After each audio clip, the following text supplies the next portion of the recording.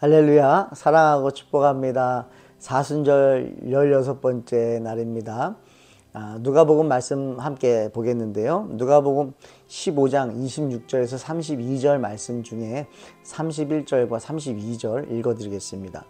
아버지가 이르되 예 너는 항상 나와 함께 있으니 내 것이 다 내 것이로되 이 내 동생은 죽었다가 살아났으며 내가 잃었다가 얻었기로 우리가 즐거워하고 기뻐하는 것이 마땅하다 하니라.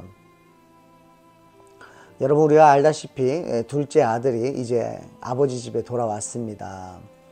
그랬더니 또 이 집안에서 문제가 생기는 거예요. 뭐냐면 형이, 집안에 있었던 형이 약간 원망이 생겼던 것 같습니다. 아버지, 왜 저를 위해서는 잔치를 베풀어 주지 않는데, 아니 아버지를 버리고 이 집안을 버리고 나를 버리고 또 아버지가 죽어야만 받을 수 있는 유산을 미리 받아가지고 나간 그 불효자, 정말 야단치고 우리가 버려도 우리도 너를 버린다라고 해도 모자를 파네.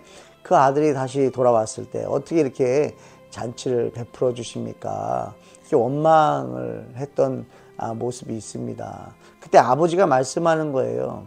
야, 너는 내 것이 다 네 것인데 지금 너가 그걸 못 누렸구나 라는 것을 저는 이 말씀을 통해 다시 보게 되는데요.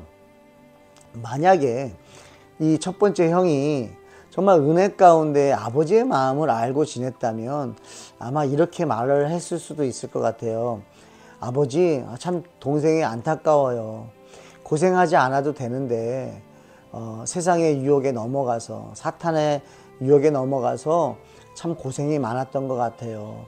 그냥 이 집안에 있으면 이런 저런 고생을 안 해도 되는데 정말 세상에 나가서 많은 고생을 한 것 같아요. 사람들한테 버림도 받으면서 많은 상처도 받았고요. 또 육체적으로도 너무나 많은 고통들을 받고 또 자존심도 다 상하고 너무나 많은 고통 가운데 동생이 지냈던 것 같아요. 그런데 아버지, 이제 우리 집으로 돌아왔으니 이제 다행이에요. 이제 둘째 동생도 이제 저와 함께 아버지 안에서 이 평안을 누릴 수 있으니 얼마나 다행이에요.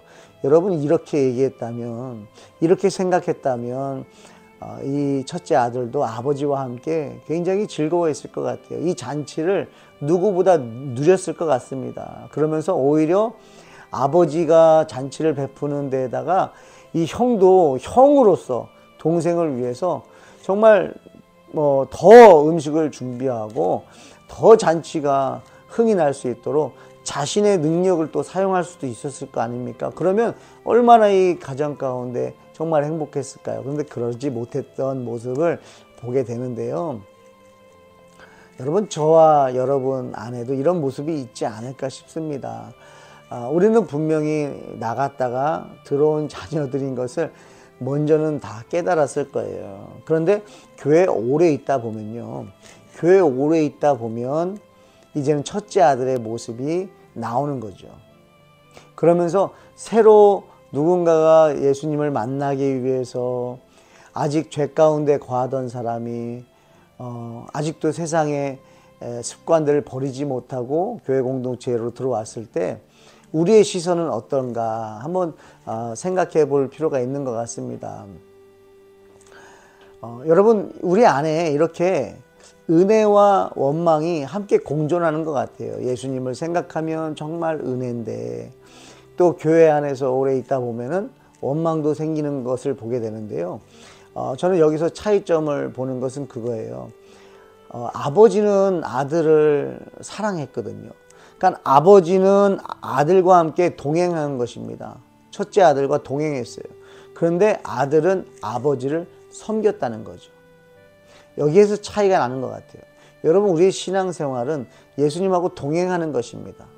우리가 예수님을 섬기고 예수님을 위해서 희생하는 게 아닙니다.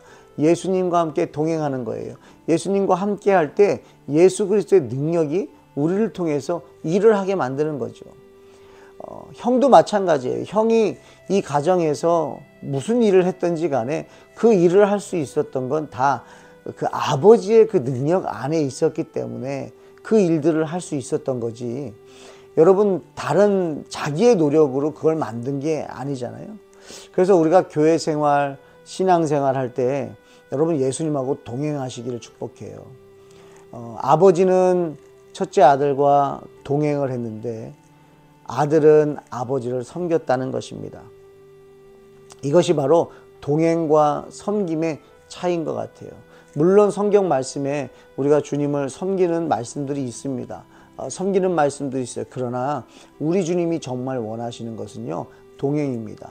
함께 동행하다 보면 섬겼는데 그걸 섬김으로 생각하지 않죠.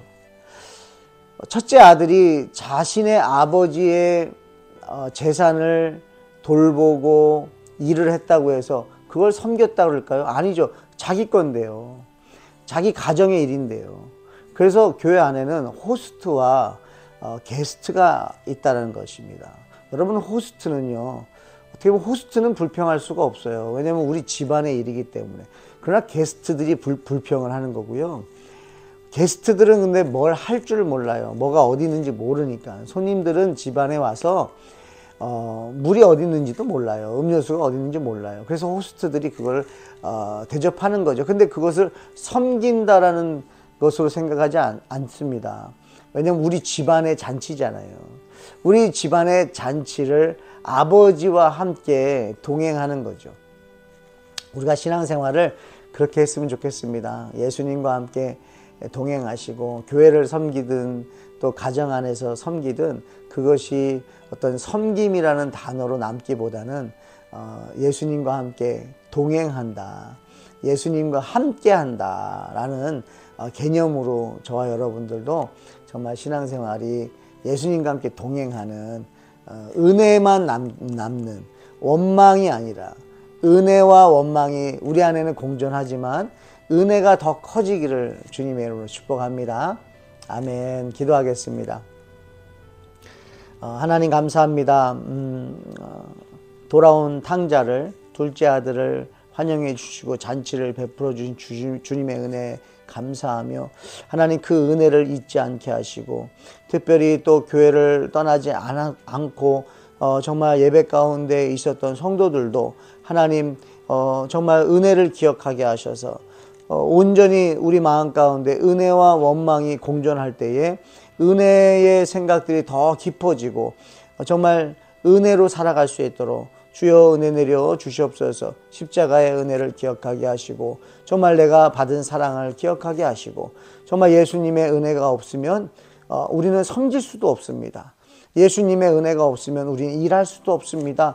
예수님의 공급하심이 없으면 우리는 아무것도 할 수 없는 존재입니다 라고 고백하며 온전히 아버지의 마음을 이해하고 정말 예수님의 마음을 이해하여 끝까지 예수님과 동행하는 우리 성도들 될 수 있도록 은혜 내려 주시옵소서. 또 교회 안에서 공동체 안에서 오랫동안 이 교회 공동체로 있었다 할지라도 정말 고인물이 되지 않게 하시고 계속적으로 은혜가 흘러가는 정말 날마다 은혜를 기억하며 율법에 매이지 않고 또 내 희생을 기억하는 것이 아니라 오직 예수 그리스도의 은혜만을 기억하며 끝까지 신앙생활 할 수 있도록 주여 은혜 내려 주시옵소서. 역사하실 우리 주님을 기대하고 예수님 이름으로 기도합니다. 아멘.